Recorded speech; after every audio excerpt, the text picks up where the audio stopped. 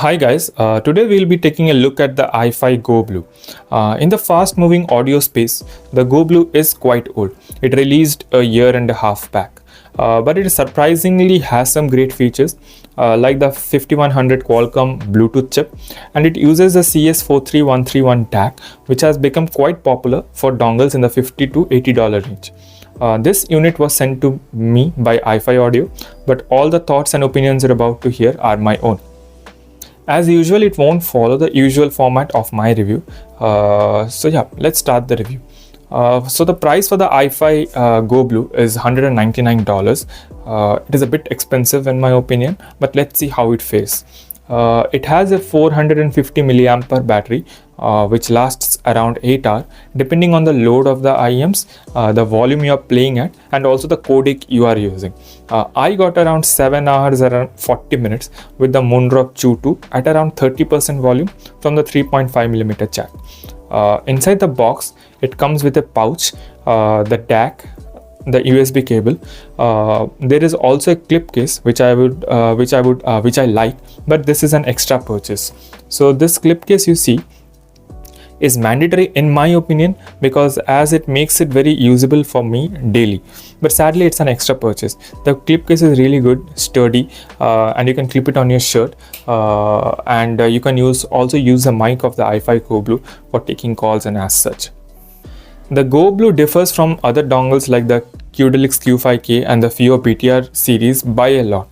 The Ifi doesn't have an app. For some, this can be a deal breaker. For some, it might not matter. For me, I am personally okay with the lack of an app, as everything is just plug and play and I do not have to deal with the app. But I completely understand as to why someone would want to tinker and use PEQ and other awesome features that you can generally find in the codecs app. As for the power, this has 165 milliwatts from the 3.5mm jack and 245 milliwatts from the 4.4mm at around 32 ohms. It drove all my IEM and my headphones without any issues, even from the 3.5mm jack. The volume wheel is really good and great in my opinion.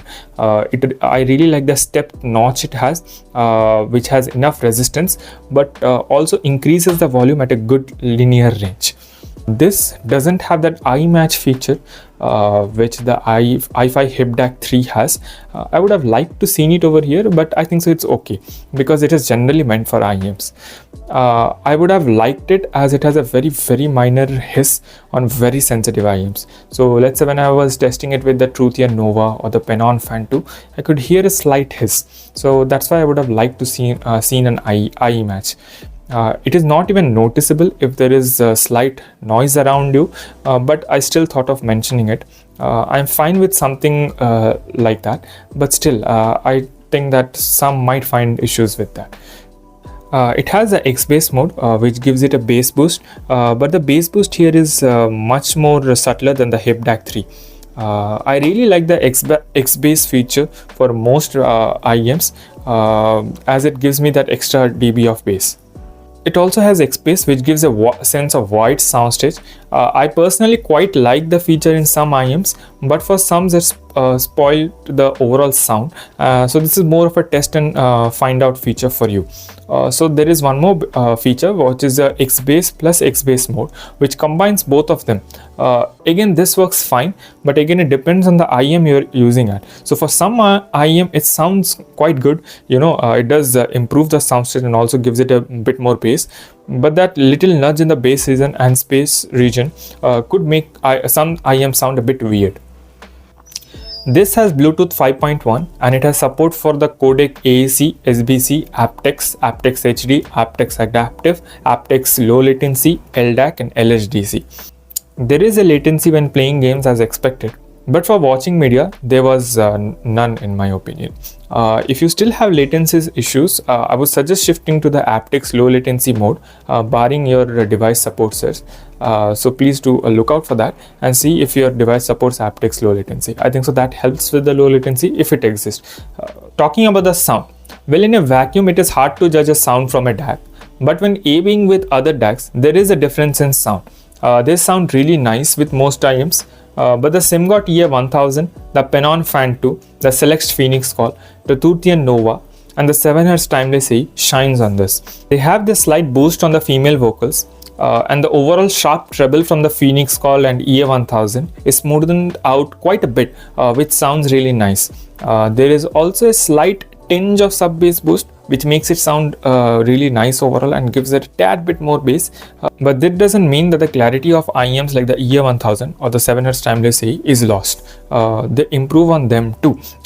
When listening to songs like the 1985 live album from Cassiopeia, the soundstage depth and the width sounded really good, especially with more power. Vocals like your Yorushika and Yoasobi sounded crisp, but not being too over the top. I particularly use the X-Bass mode a lot when paired it with the EA1000 and the 7Hz Timeless AE. That slice bass boost on EA1000 along with the EA1000's overall signature sounded really majestic.